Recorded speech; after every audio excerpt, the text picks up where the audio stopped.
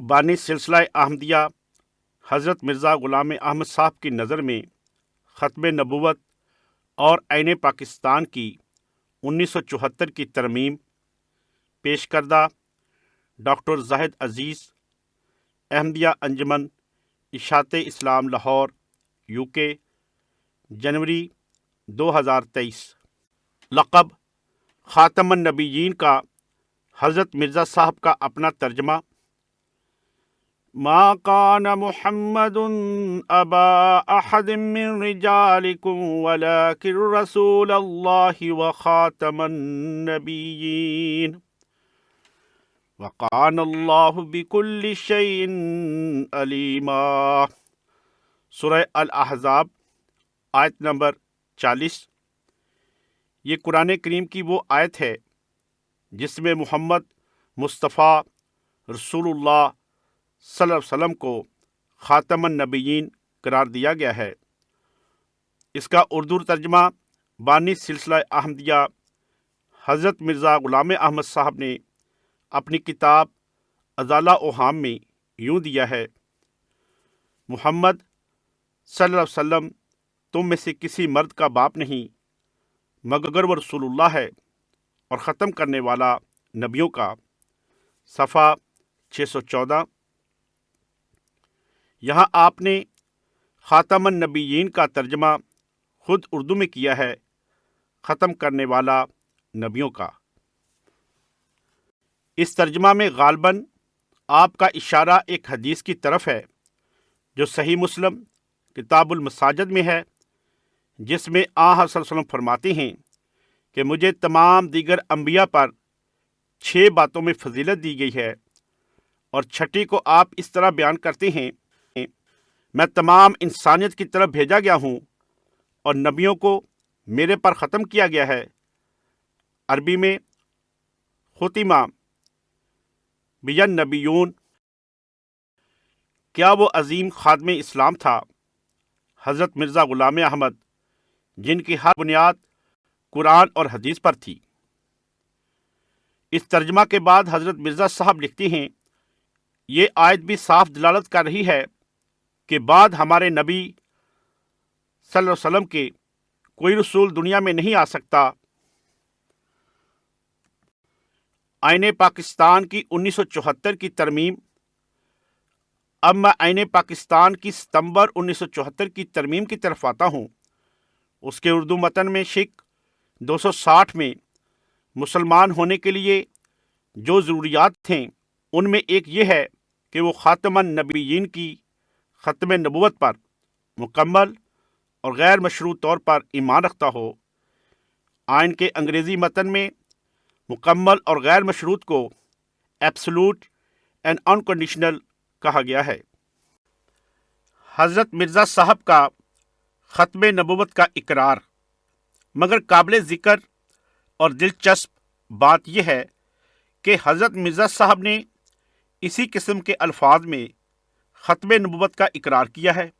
اپنی عربی کتاب حمامت البشریٰ میں آپ کے عربی بیان کا ترجمہ یہ ہے: رب رحیم نے ہمارے نبی صلی اللہ علیہ وسلم کو خاتم الانبیاء کا نام دیا ہے بغیر استثناء کے، اور ہمارے نبی صلی اللہ علیہ وسلم نے اپنے قول لا نبی بعدی سے اس کو صاف کر دیا ہے، جو کہ طالبین کے لیے واضح بیان ہے۔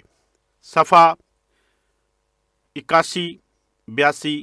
یہ الفاظ بغیر استثناء اصلی عبارت کے الفاظ ہیں، یعنی کوئی خانہ خالی چھوڑے بغیر۔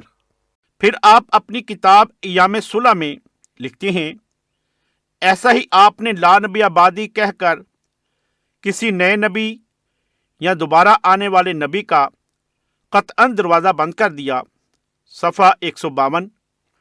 اب یہاں آپ نے حضرت صلی اللہ علیہ وسلم کی ختم نبوت کو قطعی قرار دیا ہے، بلکہ آئین کے الفاظ کے مطابق مکمل بھی، کیونکہ مکمل تبھی ہو سکتا ہے اگر نہ نیا نبی آ سکے اور نہ کوئی گزشتہ زمانہ کا نبی۔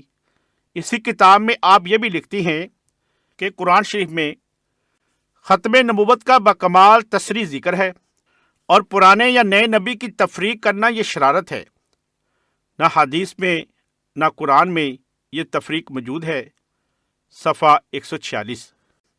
پھر ایک اور کتاب نشان آسمانی میں فرماتے ہیں، میں اس بات پر محکم یقین رکھتا ہوں کہ ہمارے نبی صلی اللہ علیہ وسلم خاتم الانبیاء ہیں، اور آن جناب کے بعد اس امت میں کوئی نبی نہیں آئے گا، نیا ہو یا پرانا۔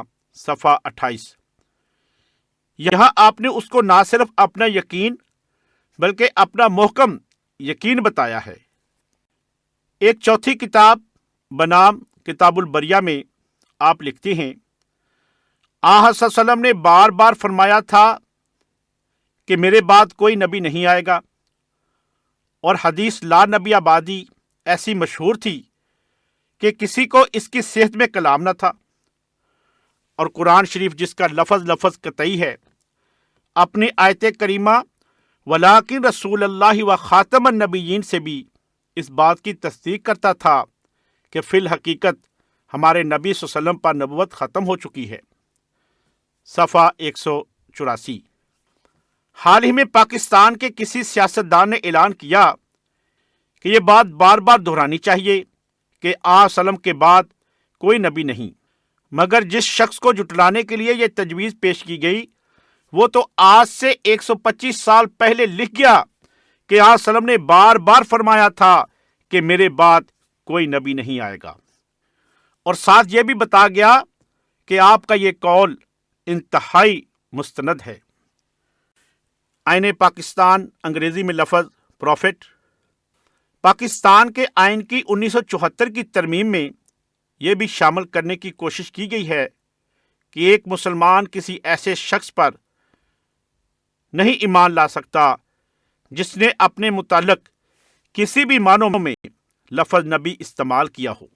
میں اسے کوشش اس لیے کہتا ہوں کہ آئین میں اس مقصد کے لیے جو عبارت وضع کی گئی ہے وہ بے معنی اور مضحکہ انگیز ہے۔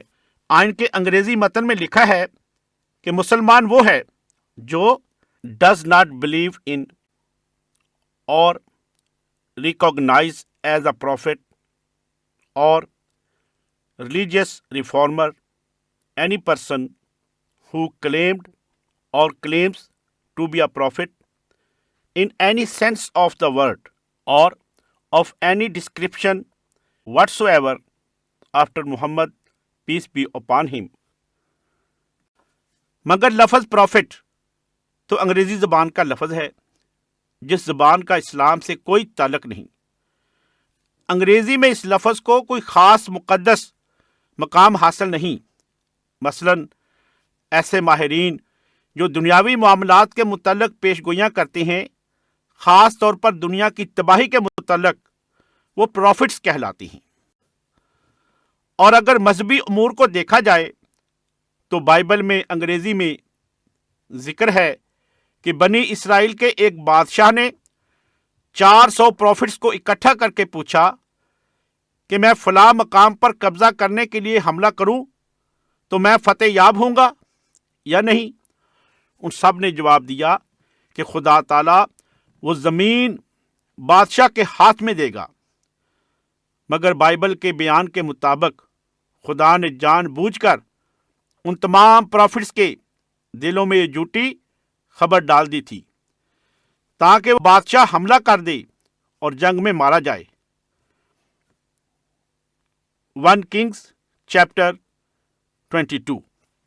مگر عین پاکستان کو انگریزی میں لکھنے والوں نے یہ سمجھا ہے کہ یہ انگریزی لفظ پروفٹ اتنا مخصوص اور بلند مرتبہ کا ہے کہ ہم کسی مسلمان کو اجازت نہیں دے سکتے کہ وہ اس لفظ کا اطلاق کسی بھی رنگ اور کسی بھی معنوں میں حضرت صلی اللہ علیہ وسلم کے بعد کسی شخص پر کرے۔ آئین پاکستان اردو میں لفظ پیغمبر۔ آئین کے اردو متن میں اس شک کا اور بھی برا حال ہے۔ اس میں یہ ہے کہ ایک مسلمان کسی ایسے شخص پر نہیں ایمان لا سکتا جس نے حضرت صلی اللہ علیہ وسلم کے بعد اس لفظ کے کسی بھی مفہوم یا کسی بھی تشریح کے لحاظ سے پیغمبر ہونے کا دعویٰ کیا ہو۔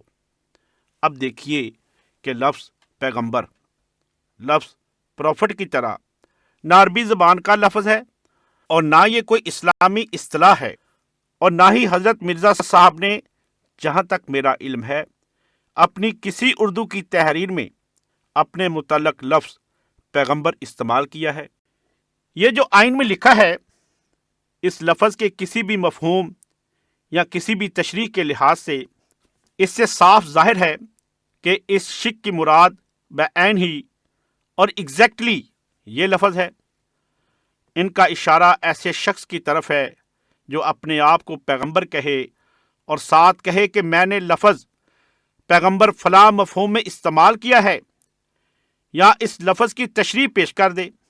مگر حضرت مرزا صاحب نے تو الفاظ نبی اور رسول استعمال کیے ہیں اور ان کی تشریح پیش کی ہے، نہ کہ لفظ پیغمبر۔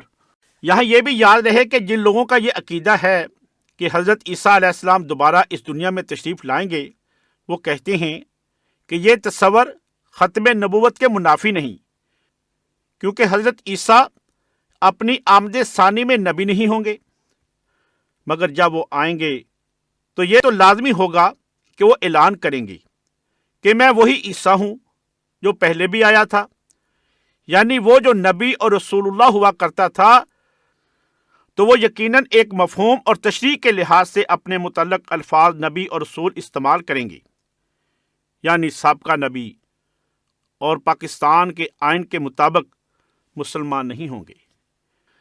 جس طرح ہم پاکستان کی اخباروں میں مشہور لوگوں کے نام پڑھتے ہیں کہ جنرل ریٹائرڈ یا جج ریٹائرڈ وغیرہ، اسی طرح حضرت عیسیٰ ہوں گے نبی ریٹائرڈ یا رسول سابقہ۔ حضرت مرزا صاحب کا ایک خط، حضرت مرزا غلام احمد صاحب کا ایک خط ہماری جماعت کے لٹریچر میں کئی بار شائع ہوا ہے، جس میں آپ نے لکھا، ایسے ہی بہت سے الہام ہیں جن میں اس عاجز کی نسبت یا رسول کا لفظ آیا ہے، لیکن وہ شخص غلطی کرتا ہے جو ایسا سمجھتا ہے کہ اس نبوت اور رسالت سے مراد حقیقی نبوت اور رسالت ہے، جس سے انسان خود صاحب شریعت کہلاتا ہے، بلکہ رسول کے لفظ سے صرف اسی قدر مراد ہے کہ خدا تعالیٰ کی طرف سے بھیجا گیا، اور نبی کے لفظ سے صرف اسی قدر مراد ہے کہ خدا تعالیٰ سے علم پا کر پیش گوئی کرنے والا یا معارف پوشیدہ بتانے والا۔ سو چونکہ ایسے لفظوں سے جو محض استعارہ کے رنگ میں ہیں اسلام میں فتنہ پڑتا ہے اور اس کا نتیجہ سخت بد نکلتا ہے، اس لیے اپنی جماعت کی معمولی بول چال اور دن رات کے محاورات میں یہ لفظ نہیں آنے چاہیے، اور دلی ایمان سے سمجھنا چاہیے کہ نبوت حضرت صلی اللہ علیہ وسلم پر ختم ہو گئی ہے، جیسا کہ اللہ تعالیٰ فرماتا ہے وَلَٰكِن رسول اللہ وخاتم النبیین۔ اس آیت کا انکار کرنا یا استخفاف کی نظر سے دیکھنا در حقیقت اسلام سے علیحدہ ہونا ہے۔ آگے چل کر ہم اس خط کی ذیل کی عبارت شائع کرتے رہے ہیں، ہماری کتاب بجز قرآن کریم کے نہیں ہے اور ہمارا کوئی دین بجز اسلام کے نہیں ہے۔ یہ خط حضرت مرزا صاحب نے مورخہ 7 اگست 1899 لکھا، تو اسی مہینہ یہ جماعت احمدیہ کے اخبار الحکم مورخہ 17 اگست 1899 میں صفحہ 6 پر شائع ہوا۔ اس اخبار کو دیکھا جائے تو معلوم ہوتا ہے کہ اس فکرہ میں ایک تیسری بات تھی جو ہمارے سے رہ گئی، اور وہ یہ تھی، اور ہمارا کوئی رسول بجز محمد مصطفیٰ صلی اللہ علیہ وسلم کے نہیں ہے، یعنی مکمل عبارت یہ ہے، ہماری کتاب بجز قرآن کریم کے نہیں ہے اور ہمارا کوئی رسول بجز محمد مصطفیٰ صلی اللہ علیہ وسلم کے نہیں ہے، اور ہمارا کوئی دین بجز اسلام کے نہیں ہے۔ اس کی اہمیت یہ ہے کہ جو یہ دو باتیں ہیں کہ ہماری کتاب بجز قرآن کریم کے نہیں ہے اور ہمارا کوئی دین بجز اسلام کے نہیں ہے، ان کا اقرار تو قادیانی اور ربوی جماعت بھی کرتے ہیں، مگر یہ تیسری بات، اور ہمارا کوئی رسول بجز محمد مصطفیٰ صلی اللہ علیہ وسلم کے نہیں ہے، یہ ان کے عقائد کی کھلی اور واضح تردید کرتی ہے۔ اس خط کو حضرت مرزا صاحب کے ایک بہت بڑے مرید مولوی عبد الکریم صاحب سیالکوٹی نے الحکم میں شائع کروایا تھا اور ساتھ اپنا ایک تمہیدی مقالہ لکھا، جس میں آپ فرماتے ہیں، ایک اور بڑی عظیم الشان بات جس کی طرف میں اپنے دوستوں کو توجہ دلانا چاہتا ہوں وہ یہ ہے کہ وہ ہمیشہ اپنے الفاظ و عقائد کی نسبت محاسبہ کیا کریں جو وہ حضرت اقدس امام صادق علیہ السلام کی نسبت منہ سے نکالتے اور دل میں رکھتے ہیں۔ یہ کام سراسر ادب ہے، اور ادب ہی سے انسان فلاح پاتا ہے۔ جو مقام و منزلت خدا تعالیٰ نے کسی کا مقرر فرمایا ہے وہ در حقیقت توفیقی ہے، دوسرے کسی شخص کا اختیار نہیں کہ اس پر زیادت کرے یا اس کے نقص پر زبان کھولے۔ نصارہ نے حضرت ابن مریم علیہ السلام کی نسبت اطراء کر کے کیا پھل پایا ہے؟ جو اس مسلک پر چلنے والا آئندہ توقع رکھ سکتا ہے۔ آگے چل کر مولوی عبد الکریم صاحب فرماتے ہیں، غرض محبت کے جوش میں ہمیشہ اپنی زبان و دل کو شریعت حقہ کے تصرف و حکم کے نیچے رکھنا چاہیے۔ حضرت اقدس حکم و عدل کا ایک صحیفہ گرامی نقل کر دیتا ہوں جو آپ نے ایک نزاع کے فیصلہ کے لیے ارکام فرمایا ہے، اور وارنہ کرنے سے پہلے میں نے بھائیوں کے فائدہ کے لیے حضور اقدس سے لے لیا اور عمدن مکتوب علیہ اور سمت مقصودہ کو حذف کر دیا ہے کہ غرض اصل مطلب سے ہے۔ اس سے صاف ظاہر ہے کہ حضرت مرزا صاحب کا اس خط لکھنے سے مقصد یہ تھا، اور مولوی عبد الکریم صاحب سیالکوٹی کا اسے اخبار میں شائع کرنے کی غرض یہ تھی کہ احمدیوں کو تنبیہ کی جائے کہ وہ حضرت مرزا صاحب کے مقام کے متعلق مبالغہ امیزی نہ کریں۔ الحمدللہ کہ جماعت احمدیہ لاہور اس ہدایت پر قائم رہی ہے۔ وآخر دعوانا ان الحمدللہ رب العالمین۔